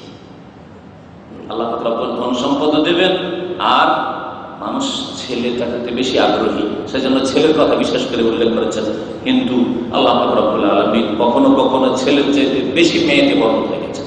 আর এটা পরীক্ষিত জিনিস। অনেকের মেয়ে আছে, শুধু মেয়ে, আর আপনার শুধু ছেলে আছে। আপনার চাইতে অনেক ভাগ্যবান হইবেন যার শুধু মেয়ে আছে। আলহামদুলিল্লাহ, সকলে দিনদার পরেজগার। এদের বাপ মায়ের মত হলে এই মেয়েগুলি দোয়া করবে, জামাই পেয়েছেন, নেক জামাই পেয়েছে, তাদের মাধ্যমে আলহামদুলিল্লাহ যে প্রজন্ম বাড়ছে। নবী করিম সাল্লাল্লাহু আলাইহি সাল্লামের শুধু মেয়ে, আল্লাহ পাক রব্বুল আলামিনের সবচেয়ে প্রিয় বান্দা মুহাম্মদ রাসূলুল্লাহ সাল্লাল্লাহু আলাইহি ওয়াসাল্লাম, তার জন্য শুধু মেয়ে আল্লাহ নির্বাচন করেছেন। সুতরাং আমার জন্য যদি শুধু মেয়ে নির্বাচন করেন, তাহলে মনটা খারাপ করার কি আছে? আমি তো নবীর সুন্নতের উপর আছি। শুধু মিষ্টি মিষ্টি সুন্নত না, যেখানে শুধু হালুয়া পুরি খেতে পাবেন ওইরকম সুন্নত পালন করবেন, আর সুন্নত নয় বিদআত করবেন। আর এটাও তো সুন্নত, নবী সাল্লাল্লাহু আলাইহি ওয়াসাল্লামের ছেলে সন্তানগুলি সবগুলি ছোটকালে মারা গিয়েছিল, আর মেয়ে সন্তানগুলি বড় হয়েছিল। জামাই আলী রাদিয়াল্লাহু তাআলা, চিন্তা করেন, নাতি হাসান হোসেন, এ উম্মতের শ্রেষ্ঠ, যারা জন্ম থেকে ইসলাম পেয়েছেন, সাহাবী, আর জন্ম থেকে ইসলাম পেয়েছেন। চিন্তা করেন, আমরা জন্মসূত্রে ইসলাম পেল, সাহাবী নয়, সাহাবীও না, তাবিও না, তাবা তাবিও না। আর হাসান হোসেন রাদিয়াল্লাহু আনহুমা, তারা জন্মসূত্রে ইসলাম, যে দিন ভূমিষ্ঠ হয়েছেন বাপ মা মুসলিম, ঠিক কিনা? বাকি অন্য সাহাবীরা আবু বকর, ওমর, উসমান, আলী সবগুলি জন্ম নিয়েছেন তখন কুফরের অবস্থায় ছিলেন, বাপ মা সব কাফের ছিলেন। পার্থক্য এই দিক থেকে দেখলেন না? আল্লাহ পাক রব্বুল অনেক সময় আপনার মেয়েকে বরকত রেখেছেন, মন খারাপ করবেন না। আল্লাহ পাক আপনাকে যে মেয়ের রিজিক দিয়েছেন এতেই বরকত রেখেছেন।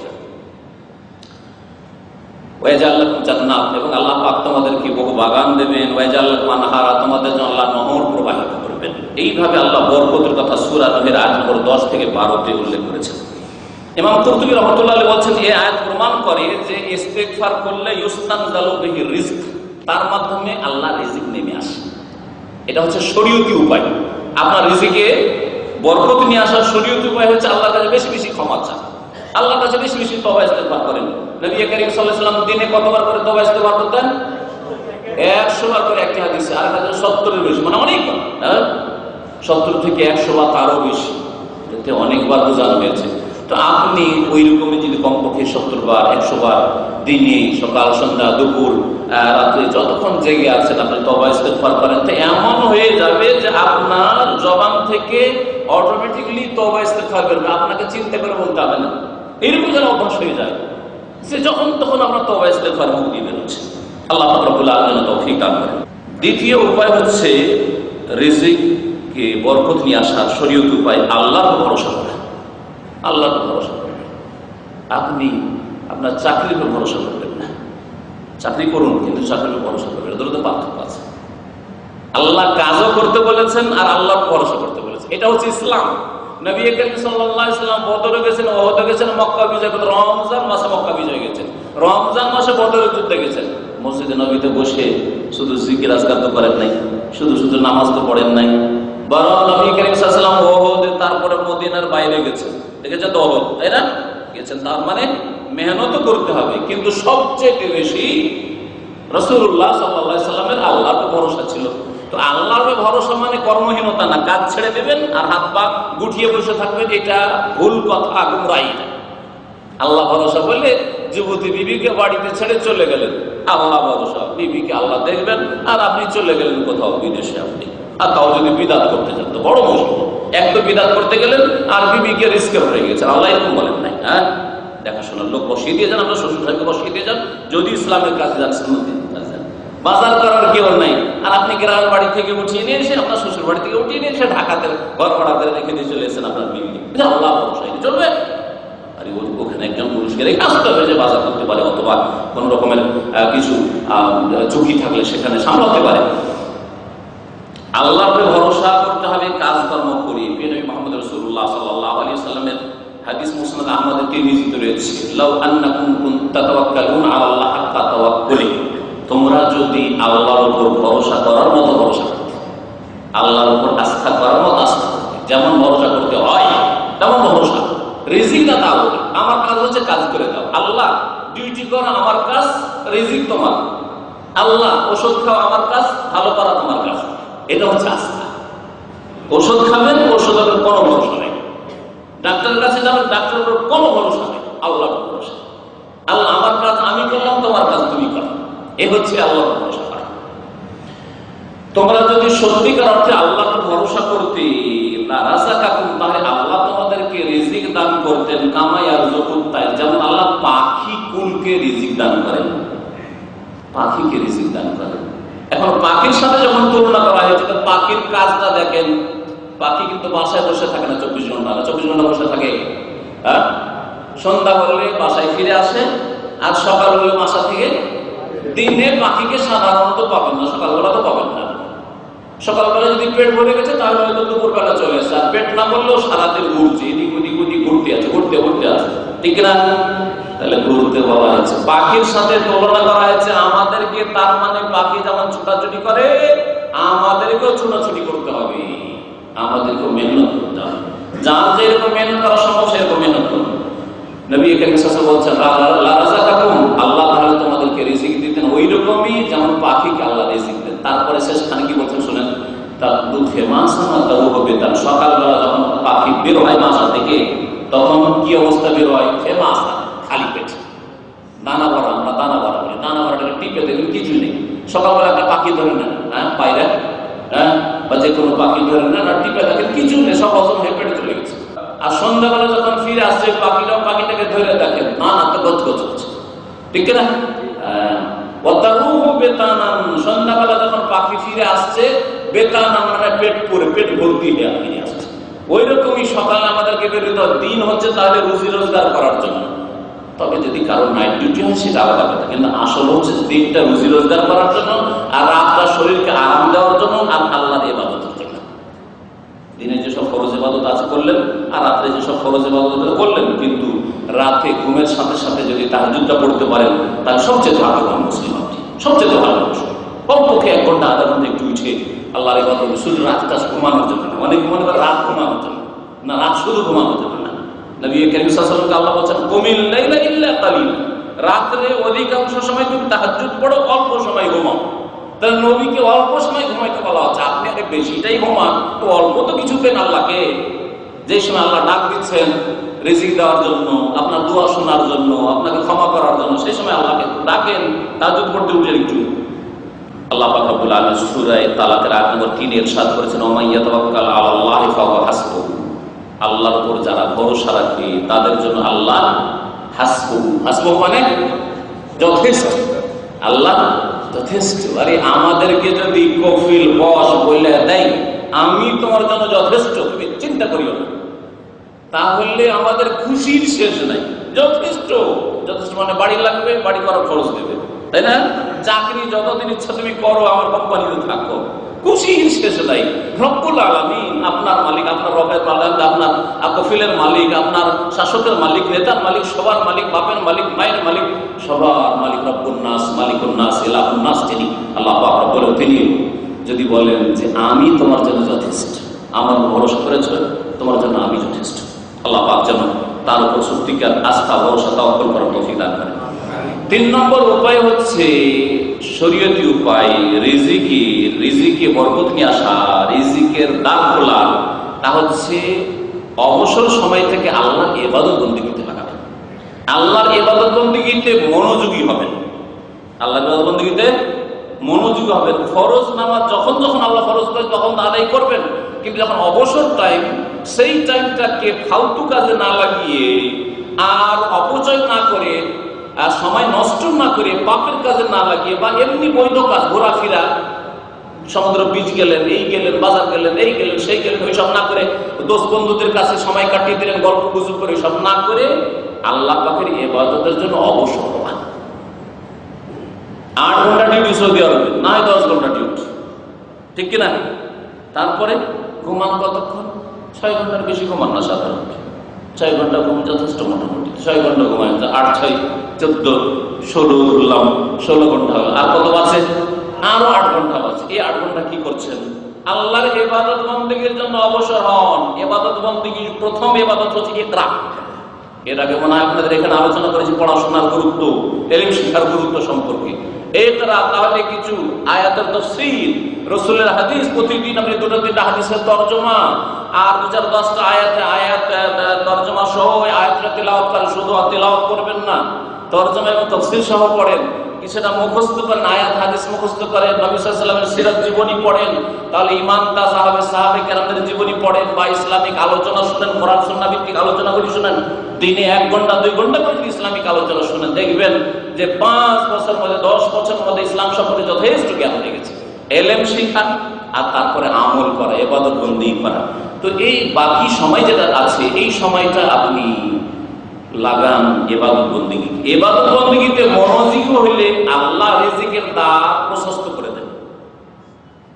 এই মর্মে আমপারা ছোট্ট একটি সূরার আয়াত রয়েছে, ফাইজা ফারাগতা ফানসাব ওয়া ইলা রাব্বিকা ফারগাব। ফাইজা ফারাগতা, যখন কাজকর্ম থেকে তুমি ফারেগ হয়েছো, অবসর হয়েছো, আল্লাহ বলছেন। নবী সাল্লাল্লাহু আলাইহি ওয়াসাল্লাম বলছেন, তোমার যখন কাজকর্ম, ব্যস্ততা, সাথী সঙ্গীরা কিছু জিজ্ঞাসাবাদ করছে, বা এমনি দুনিয়ার কাজে আছো, পরিবারের কাজে আছো, ফাইজা ফারাগতা, এগুলো থেকে যখন অবসর হবে, ফানসাব, তখন কঠোর পরিশ্রম করে আল্লাহর ইবাদত বন্দেগী করো। ফানসাব মানে কঠোর পরিশ্রম করে ইবাদত বন্দেগী করো। পরিশ্রম করে ইবাদত করতে হবে, ইবাদতে পরিশ্রম করতে হবে। আমরা ঘাম বহিয়ে দিই পয়সার জন্য, কিন্তু ইবাদত বন্দেগীর জন্য, তাহাজ্জুদ পড়ার জন্য, সালাতুল দুহা পড়ার জন্য, অথবা একটু দোয়া জিকির আজকারের জন্য, ইবাদত একটু দোয়াতে মন লাগিয়ে দোয়া করব, কোথায় এগুলো? কোথায় ওই অবস্থা? তাহলে কি করে হবে? ইবাদতে মনোযোগী হইতে, বিশেষ করে ফরজ ইবাদত বন্দেগী 5 ওয়াক্ত সালাতে কোনো রকম ঘাটতি না হয়। রাত ছোট, একটু কষ্টই হোক উঠতে, কষ্ট হবে, কষ্ট না করলে জান্নাত পাওয়া যাবে না। জান্নাতকে কষ্টদায়ক বস্তু দিয়ে ঘিরে রাখা হয়েছে। নবী করিম সাল্লাল্লাহু আলাইহি ওয়াসাল্লাম হাদিসে বলেছেন, হুফফাতিল জান্নাতু বিল মাকারিহি, জান্নাতকে ঢেকে রাখা হয়েছে কষ্টদায়ক বস্তু দিয়ে। কষ্ট করলে জান্নাত পাওয়া যাবে, কাঁটা সরালে জান্নাতে পৌঁছালে হাত পৌঁছানো যাবে, আর কাঁটা না সরালে ফুল তুলতে পারবেন না। জান্নাতের ফুল যদি তুলতে হয় তো কাঁটা সরাতে হবে, আর কাঁটা সরাতে গেলে হাতে কাঁটা লাগতে পারে, শরীরে কাঁটা লাগতে পারে। একটা হাদিসে বলছি শুনে, কাল রাসূলুল্লাহ সাল্লাল্লাহু আলাইহি ওয়াসাল্লাম, রাসূলুল্লাহ সাল্লাল্লাহু আলাইহি ওয়াসাল্লাম বলেছেন, হাদিস তিরমিজিতে, ইবনে মাজাহ, ইবনে হিব্বানে রয়েছে, হাদিস সহিহ। ইন্নাল্লাহ ইয়াকুল, আল্লাহ পাক বলছেন হাদিসে কুদসি, আপনা আদম, হে আদম সন্তান, তাফাররাক লি ইবাদাতি, আমার ইবাদতে মনোযোগী হও। আমলা সাদরাকা গিনা, তাহলে তোমার মনকে অভাব মুক্ত করে দেব, খাই ভাব থাকবে না। তোমার হৃদয়কে, মনকে আমি সচ্ছলতা দিয়ে ভরপুর করে দেব, মন ধনী হয়ে যাবে। মনে সচ্ছলতা, কোনো অভাব নেই, আলহামদুলিল্লাহ। মন যখন সুখী, সবকিছু সুখী। মনে কোনো অভাব নাই, তখন কোনো অভাব নেই, শরীরে অভাব নেই, পকেটে অভাব নেই, কোনো অভাব নেই। আর কি আসুদ্ধ ফাকরাকা, তোমার দারিদ্র মোচন করে দেব। আল্লাহ বলছেন দারিদ্র মোচন করে দেব, সরকার কি আর দারিদ্র মোচন করতে পারে? আল্লাহ না করলে। আল্লাহ যেই তরিকাতে দারিদ্র মোচন, অভাব দূর করার কথা, সেই তরিকাতে, সেই রাস্তায় আসতে হবে। সেটা হচ্ছে ইবাদতে মনোযোগী হও। হ্যাঁ, ফরজ ইবাদত বন্দেগীর হেফাজত করো, অবসর সময়টা ফালতু কাজে কাটায় না, পাপে লাগায়ও না, নেকির কাজে লাগাও। তাহলে কি করবো? মনকে সুখী করে দেবো। আর আসুদ্ধ ফাকরাকা, তোমার অভাব দূর করে দেবো। ওয়াইল্লা তাফআল, যদি এই কাজ না করো, আমার ইবাদতে মনোযোগী না, মন লাগে না, নামাজ পড়তে মন লাগে না, রোজা রাখতে কষ্ট লাগে, যাকাত দিতে কষ্ট লাগে, হ্যাঁ, তওবা করতে কষ্ট লাগে, পাপ করতে মজা লাগে। নবী করিম সাল্লাল্লাহু আলাইহি ওয়াসাল্লাম বলেছেন, আল্লাহ পাক বলেছেন হাদিসে বলছে, মালাতু ইয়াদাইকা শুগলান, তোমার হাতকে বিজি করে দাও, ব্যস্ত করে দাও, ব্যস্ত হয়ে যাও, ব্যস্ত জীবন, অশান্তির জীবন, ব্যস্ত জীবন। ওয়ালাম আসুদ্দা ফাকরাকা, তোমার অভাব কোনদিন মিটাবে না, তোমার অভাব কোনোদিনই দূর করবো না। এই ছিল নবী করিম সাল্লাল্লাহু আলাইহি ওয়াসাল্লাম হাদিস। তাহলে ইবাদতের মনোযোগী হতে হবে। 4 নম্বর, রিজিকে বরকত নিয়ে আসার উপায়, রিজিকের চাবি, তা হচ্ছে বেশি বেশি হজ উমরা করেন। আমাদের বাংলাভাষী লোকদের সবচেয়ে বড় ত্রুটি যেটা আমি এখানে দেখতে পাই, নামাজের ত্রুটি তো সবচেয়ে বড় ত্রুটি। আর এটা সবার মধ্যে রয়েছে। আজকালকার মুসলিম মানে নামে মুসলিম, নামাজে ওই জুমা পড়ে, ব্যাস জুমা পড়ে, দুটো ঈদ পড়ে, 52-54টা নামাজ পড়ে, আর 5 ওয়াক্ত নামাজ ওর মর্জি মোতাবেক পড়বে, আল্লাহর মর্জি মোতাবেক পড়বে না। এই হলো মুসলিমদের অবস্থা। অথচ নামাজ দিয়ে আমাকে শুরু করা উচিত ছিল। এই জন্য বলি দিই, নামাজ ছাড়া আপনি বাকি আমল করে রিজিক পাবেন, এটা হবে না। আল্লাহ বলেছেন ওয়াস্তাইনু বিস-সাবরি ওয়াস-সালাহ। 2 জায়গায় কোরআন আছে আইয়ুহাল্লাযীনা আমানু ইসতাইনু বিস-সাবরি ওয়াস-সালাহ, এক জায়গায় ইন্নাল্লাহা মা'আস-সাবিরিন, আরেকটা রয়েছে ওয়াস্তাইনু বিস-সাবরি ওয়াস-সালাহ ওয়া ইন্নাহা লাকাবীরাতুন ইল্লা আলাল খাশিঈন। তাহলে কত গুরুত্বপূর্ণ বিষয়। আল্লাহর কাছে সাহায্য চাও, রিজিক চাও।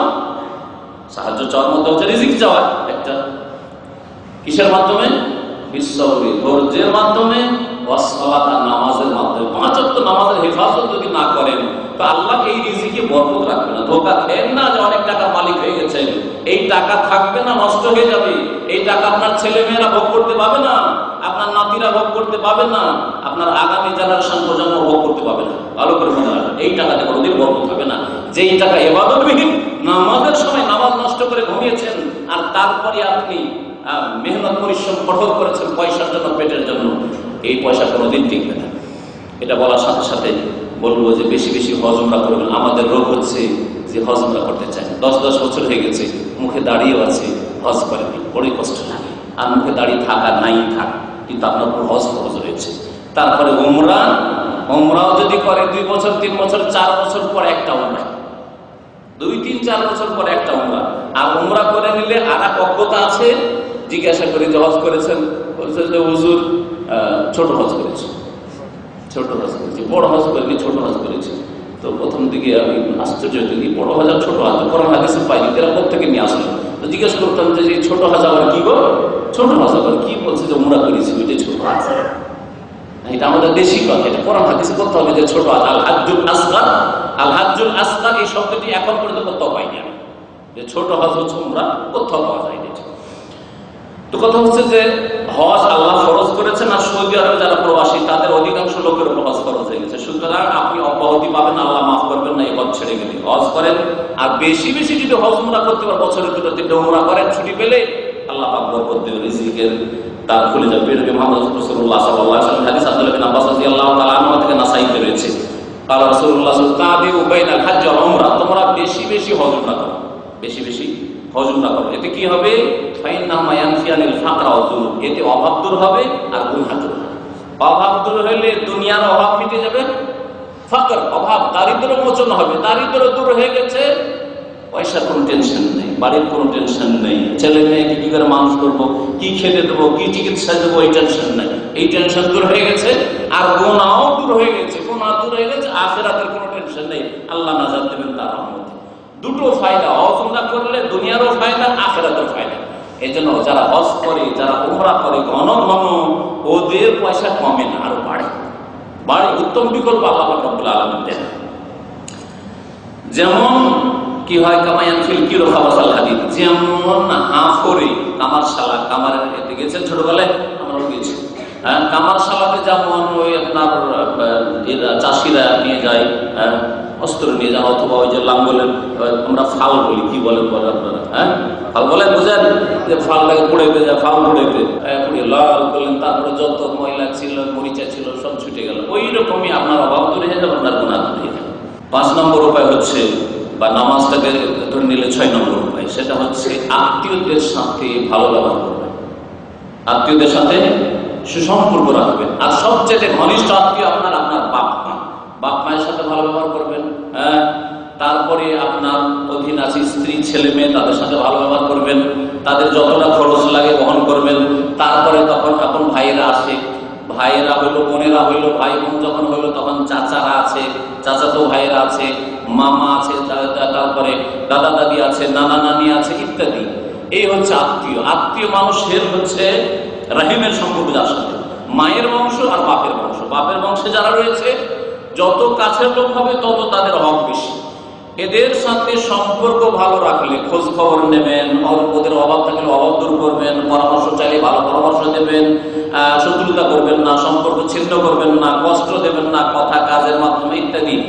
এর মাধ্যমে রিজিকের দ্বার প্রশস্ত হবে। নবী মুহাম্মদ রাসূলুল্লাহ সাল্লাল্লাহু আলাইহি ওয়াসাল্লামের এই মর্মে কয়েকটি হাদিস রয়েছে, একটা করে হাদিস শোনাই।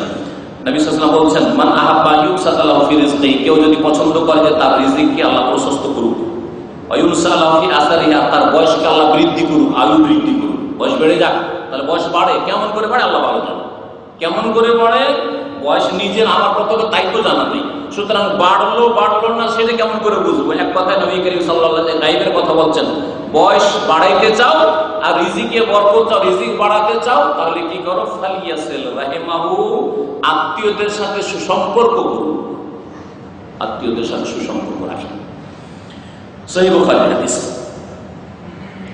এমনকি একটি হাদিস তাবরানীতে রয়েছে যে গুনাহগার যারা পাপিষ্ট ফাসিক তারাও যদি আত্মীয়দের সাথে সুসম্পর্ক রাখে, দুনিয়াতে আল্লাহ রিজিকে বরকত দেন, আখিরাতে শাস্তি দেবেন, কিন্তু দুনিয়ার বালা মুসিবত দূর হবে। এজন্য দেখা যায় অনেক পাপিষ্ট, কিন্তু আমাদের দেশের পারিবারিক যে কাঠামোটা আছে, নামাজ পড়ে না করতো, হ্যাঁ ঠিক করে রোজা রাখে না, অনেক খারাপ কাজে লিপ্ত, কিন্তু বাপ মা সব টাকা পয়সা বাপ মার কাছে সব পাঠিয়ে বলছেন, সব পাঠিয়ে আবার মজলুম হচ্ছেন মানুষ, আর আপনার ছেলে মেয়েকে মজলুম করছেন, কিন্তু যতটা প্রয়োজন ততটা পড়াবেন। তারপরে এই কথাটা অবশ্য বাপ মা আমাদের দেশে রাগ করবে, কিন্তু আমাদের দেশে জাহিলিয়াত, হক নষ্ট করে।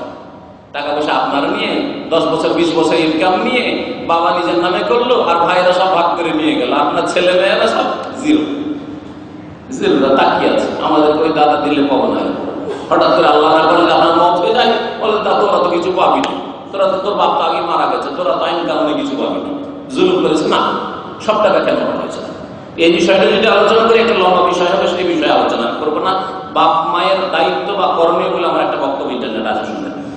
বলছিলাম যে অনেক ফাসিক ফাজের পাপিষ্ট লোকেরা দুনিয়াতে আত্মীয়দের সাথে সুসম্পর্ক রাখার কারণে তাদের ধন সম্পদ বাড়ে। ইন্না আজালাত তাআতি সাওয়াবান লাসিলাতুর রাহিম, নবী সাল্লাল্লাহু আলাইহি ওয়াসাল্লাম বলেন যে যে কোন নেকি করে দ্রুত ফল পাওয়া, নেকি করার পরে সাথে সাথে নগদ ফল পাওয়া, সবচেয়ে বেশি নগদ ফল পাওয়া যায় কিসে? সিলাতুর রাহিমে, আত্মীয়দের সাথে সুসম্পর্ক করলে।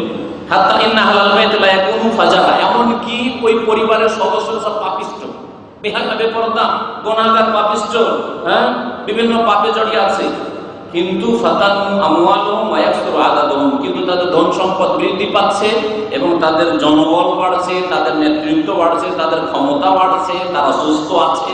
কেন? এই জন্য যে তারা আত্মীয়দের সাথে সুসম্পর্ক রাখে। দুনিয়াতে নগদ আল্লাহ দিলেন, আখিরাতে দেবেন না। যার ঈমান নেই, যার নামাজ নেই, আখিরাতে আল্লাহ দেবেন না। সেজন্য দুনিয়াতে ওকে নগদ দিয়ে বিদায় করে, যা তুই যা, ভালো কাজ কিছু করলি, বাপ মাকে দেখলি, আর ভাই বোনকে দেখলি, লেখাপড়া করে মানুষ করলি, আর বংশধরের সাথে ভালো সম্পর্ক রাখলি, তোকে নগদ দিয়ে বিদায় করে দিলাম, আখিরাতে কিছু দেবে না, যদি ঈমান আমল না থাকে, যদি 5 ওয়াক্ত নামাজ না থাকে। ভালো করে শুনে রাখেন, এই জন্য 5 ওয়াক্ত নামাজে কোনো ঘাটতি করবেন না, তাহলে দুনিয়াও পাবেন, আখিরাতেও পাবেন। 7 নম্বর উপায় হচ্ছে রিজিক বাড়াবার, রিজিকের চাবি হাতে নেওয়ার, সেটা হচ্ছে আল্লাহ রাস্তায় বেশি বেশি খরচ করা। আল্লাহ যখন দিয়েছেন আল্লাহ রাস্তায় খরচ করেন, খরচ করলে বাড়ে। আল্লাহ রাব্বুল আলামিন কোরআনে কারীমে ইরশাদ করেছেন সূরা সাবা আয়াত নম্বর 39, ওয়া মা আনফাকতুম মিন শাইইন, যা কিছুই খরচ করবে ফাহুয়া ইউখলিফু, আল্লাহ সেটাকে বৃদ্ধি করবেন, ওয়া হুয়া খায়রুর রাযিকিন, আল্লাহ হচ্ছে উত্তম রিজিক দাতা। নবী করিম সাল্লাল্লাহু আলাইহি ওয়াসাল্লাম বলেছেন, ইয়া ইবনা আদম, হে আদম সন্তান, উনফিক আলাইহি, হাদিসে কুরসি এটা আল্লাহ পাক বলছেন, ইয়া ইবনা আদম, হে আদম সন্তান, আনফিক, খরচ করো, আল্লাহ তোমার উপরে খরচ করবেন। এই হাদিস সহিহ মুসলিমের হাদিস। সুতরাং বেশি বেশি দান খায়রাত করবেন, আত্মীয় স্বজনদেরকে দেখবেন, গরিব দুঃখীকে দেখবেন, ইয়াতিমকে মানুষ করবেন, ইয়াতিমের যত্ন নেবেন, বিধবার খোঁজ করবেন। আপনার গ্রামে বিধবা আছে, আত্মীয় হোক আর নাও, ওর ভরণ পোষণের দায়িত্ব নিয়ে নেন। ইয়াতিম ছেলেরা আছে, কারো মেয়েরা আছে, তাদের ভরণ পোষণের দায়িত্ব আমি মানুষ করে দেবো, অমুকের ছেলে মেয়েকে আমি মানুষ করে দেবো, বাপ মারা গেছে অভাবে, মানুষ করে দেন। আল্লাহ পাক আপনার উপর খরচ করবেন, আপনার পরিবার উপর খরচ করবেন, আপনার ছেলে মেয়ের উপর খরচ করবেন। 8 নম্বরের উপায় হচ্ছে দুর্বল অভাবীদের সাহায্য করা। দুর্বল অভাবীদের পাশে যদি দাঁড়ান, তাদের যদি সহযোগিতা করেন, তো নবী করিম সাল্লাল্লাহু আলাইহি ওয়াসাল্লামকে হাসরের মাঠে সাথে পাবেন, জান্নাতের সাথে পাবেন, আর দুনিয়াতে বরকত হবে। ভালো করে মনে রাখেন, গরিব, দুঃখী, দুর্বল, অভাবী। দুর্বল কারা? এতিমরা সমাজে অভাবী, দুর্বল। দুর্বল কারা? বিধবারা দুর্বল। দুর্বল কারা? বৃদ্ধরা দুর্বল, শিশুরা দুর্বল। এইরকমই গরিব দুঃখী যারা সমাজে। তারপরে হয়তো আপনার গ্রামে এমন লোক আছে যার বংশ বলি কেউ নেই এখানে, আর বড় বংশের লোক আপনারা, ওকে সবাই চাপছে কারণ ওর তো কেউ নেই। এই হচ্ছে দুর্বল। দুর্বলদের পাশে যারা দাঁড়াবে আল্লাহ পাক রব্বুল আলামিন তাকে নবী করিম সাল্লাল্লাহু আলাইহি ওয়াসাল্লামের সাথে রাখবেন, নবী সাল্লাল্লাহু আলাইহি ওয়াসাল্লামের সাথে হতে পারবে। এই মর্মে হাদিস শোনাই, সহিহ বুখারী হাদিস। আর সাহায্য হবে, দুনিয়াতেও সাহায্য হবে। নবী করিম সাল্লাল্লাহু আলাইহি ওয়াসাল্লামের একটি হাদিস, হালকুন সারুনা ওয়া তুরজাকুনা ইল্লা বিদুআফাইকুম, তোমাদের সাহায্য হয় আর তোমাদেরকে রিজিক দেওয়া হয়, রিজিকে বরকত দেওয়া হয় তোমাদের দুর্বলদের কারণে। দুর্বলদের সাহায্য করো, আল্লাহ তোমাদের সাহায্য করবেন, আল্লাহ মদদ করবেন, আল্লাহ তোমাদের রিজিকে বরকত দান করবেন। প্রিয় মুহাম্মদ রাসূলুল্লাহ সাল্লাল্লাহু আলাইহি ওয়াসাল্লাম আরেকটা হাদিস নাসাই, আবু দাউদে রয়েছে, তিরমিজিতে রয়েছে, আবুনি ফি দুআফাইকুম, আমাকে তোমরা তলাশ করিও দুর্বলদের মাঝে। হাসরের মাঠে, বিচার দিবসে, জান্নাতে আমাকে তলাশ করিও দুর্বলদের মাঝে। প্রিয় নবী সাল্লাল্লাহু আলাইহি ওয়াসাল্লাম বলেছেন, চিন্তা করুন কথাটি কত মূল্যবান কথা। নবীকে কোথায় খুঁজে পাবেন? দুনিয়ার নেতারা, বড় বড় নেতারা ছিল আর বড় পুঁজিপতিরা ছিল, ওখানে ভিআইপিরা ছিল দুনিয়াতে, ওদের কাছে খুঁজে পাবেন না, ওদের সাথে খুঁজে পাবেন, ওদের মজলিসে খুঁজে পাবেন না। কোথায় খুঁজে পাবেন? ইয়াতীম যারা ছিল দুনিয়াতে, বিধবা যারা ছিল, গরিব দরিদ্র ছিল, অসহায় ছিল, মজলুম, তাকে চেপে রাখা হয়েছিল, জুলম অত্যাচার করা হয়েছিল, পারিবারিক ভাবে, সামাজিক ভাবে, রাষ্ট্রীয় ভাবে বিভিন্ন জুলম অত্যাচার হয়েছিল, ওদের সাথে রাসূলুল্লাহ সাল্লাল্লাহু আলাইহি ওয়াসাল্লামকে তলাশ করতে বলছেন। নবী সাল্লাল্লাহু আলাইহি ওয়াসাল্লাম বলছেন নিজেই, আবগুনি ফি দুআফাইকুম, আমাকে তলাশ করিও তোমাদের দুর্বলদের মাঝে। ফাইন্না তুরজাকুনা ওয়া তুনসারুনা বিদুআফাইকুম, তোমাদেরকে রিজিক দেওয়া হয় এবং সাহায্য করা হয় তোমাদের দুর্বলদের কারণে। 8 নম্বর উপায়, আর এটা দিয়ে শেষ করবো, সেটা হচ্ছে যে রিজিকে তার কখনো যদি সংকুচিত হয় তো সেই জায়গা ছেড়ে একটু নড়াচড়া করবেন। আপনার পোষাইল না, দাম আমি পোষাইল না, ভাই এখানে এসে ভালো কোনো একটা কিছু করতেই পারলাম না, তাহলে আপনি চেষ্টা করেন যে না, এই শহর ছেড়ে যায়, রিয়াদ চলে যায়, উদাহরণস্বরূপ বলছি, অথবা মক্কা চলে যায়, মদিনা চলে যায়, জেদ্দা চলে যায়। যারা ওখানে আছেন, না এখানে আমি কোনো রকম কিছু করতে পারলাম না, আর গ্রামে কিছু করতে পারলাম না, যাই একটু শহরে উঠে যাই। এদিক ওদিক যেতে বলেছেন, দেশ থেকে বিদেশে যায়, অথবা একই দেশে এক জায়গা থেকে আরেক জায়গায় যায়। সহজ ভাষায় হরকতে বরকত আছে। হরকতে মানে নড়াচড়াতে কি আছে? বরকত আছে। এটা কথা যদিও প্রবাদ, কোনো হাদিস বলছি না আর আয়াতও বলছে না, কিন্তু এর পিছনে আয়াত আছে, হাদিস আছে। আল্লাহ পাক সূরা নিসার আয়াত নম্বর 100 ইরশাদ করেছেন, ওমাই ইউহাজির ফি সাবিলিল্লাহ, যারা আল্লাহর রাস্তায় হিজরত করবে, বিশেষ করে আল্লাহ সন্তুষ্টির জন্য, ঈমান বাঁচাবার জন্য, তাওহীদের সুরক্ষার জন্য, সুন্নাত মোতাবেক জীবন যাপনের জন্য। আপনার গ্রামে শিরক বিদআত করাইবে, আপনাকে মাজার পূজা করাইবে, মিলাদে লাগাইবে, মেলা বিদাতে বাধ্য করবে, সহি নামাজ পড়তে দিবে না, আল্লাহর সন্তুষ্টির জন্য হিজরত করছেন আপনি। অথবা কোনো জায়গাতে দেখছেন যে এখানে ছেলে মেয়ে মানুষ করা যাবে না, পরিবেশ খুব খারাপ, আশেপাশের লোকেরা খুব খারাপ, আশেপাশের যুবকরা খুব খারাপ, ওখান থেকে হিজরত করেন। এখানে কোনো শিক্ষা প্রতিষ্ঠান নেই, ইসলামিক প্রতিষ্ঠান নেই, হিজরত করেন। আল্লাহ পাক বলছেন ফি সাবিলিল্লাহ, এটাকে ওমাই ইউহাজির ফি সাবিলিল্লাহ, আল্লাহর রাস্তায় যারা হিজরত করবে, ইয়াজিদ ফিল আরদি মুরাগামান কাসীরা ওয়া সাআ, তাহলে জমিনে প্রশস্ত, মুরাগামান কাসীরা, প্রশস্ত আশ্রয়স্থল পাবে। মুরাগামান মানে আশ্রয়স্থল, প্রশস্ত আশ্রয়স্থল পাবে, ওয়াসা এবং প্রাচুর্য পাবে, রিজিকের প্রাচুর্য পাবে, রিজিকের অভাব পাবে না। আপনার এখানে দেখলে যে পোষাইল না, দেশেই কিছু করে খাও, দেশে করতে পারবে না, অর্কতে বরকত আছে, হয়তো সেখানে বরকত আছে না, এখানে হলো না সেখানে যাই, দেশে হলো না বিদেশে যাই, চাকরিতে হলো না ব্যবসা করি, ব্যবসায় লাগলাম সেখানে মার খেয়ে গেলাম, এখন একটা চাকরি ধরি, বলেছে হরকত। জায়গা তো হরকত করা, এক জায়গাতে আরেক জায়গায় যাওয়া, আর কাজে হরকত করা, এক কাজ ছেড়ে দিয়ে আরেক কাজে যাওয়া। এই কাজে আমি পোষাইতে পারলাম না তো আরেক কাজে যাই। আল্লাহ পাক রব্বুল আলামিন এইভাবে রিজিকের দ্বারকে প্রশস্ত করার জন্য হেদায়েতনামা দান করেছেন, দিক নির্দেশনা দিয়েছেন। কথা যদিও লম্বা হইল, কিন্তু আমি মনে করি যে আল্লাহ পাক রব্বুল আলামিন এই কথাগুলি দিয়ে আমাকে উপকৃত করবেন। যেসব ভাইরা এখানে আছেন বা শুনছেন, তাদেরকে আল্লাহ পাক উপকৃত করবেন। আল্লাহ পাক আপনাদের সকলকে নেক আমলে তৌফিক দান করেন, নেক হায়াত দান করেন, শান্তির জীবন দান করেন। দুনিয়াতে আল্লাহ পাক সার্বিক শান্তি, সার্বিক কল্যাণ দান করেন, আর আখিরাতে আল্লাহ পাক সার্বিক কল্যাণ দান করেন, জান্নাতুল ফিরদাউস দান করেন, বালা মুসিবত দূর করে দেন, ফিতনা ফাসাদ থেকে আল্লাহ পাক বাঁচিয়ে রাখেন। আল্লাহ পাক আমাদের সকলের রিজিকে বরকত দান করেন, বলুন আমিন। আল্লাহ পাক আমাদের রিজিকে বরকত দান করেন, আল্লাহ পাক রব্বুল আমাদের কবুল করেন। আমাদের পরিবার পরিজন, ভাই বেরাদর, দিনী মুসলিম ভাইরা যেখানে রয়েছেন, আল্লাহ পাক তাদের জীবনে রিজিকে বরকত দান করেন। আল্লাহ তাদের দুনিয়াতেও সুখী করেন, আখিরাতেও সুখী করেন, সমস্ত রকম ফিতনা থেকে আল্লাহ পাক যেন বাঁচিয়ে রাখেন। সুবহান রাব্বিকা রাব্বিল ইজ্জাতি আম্মা ইয়াসিফুন ওয়া সালামুন আলাল মুরসালিন ওয়ালহামদুলিল্লাহি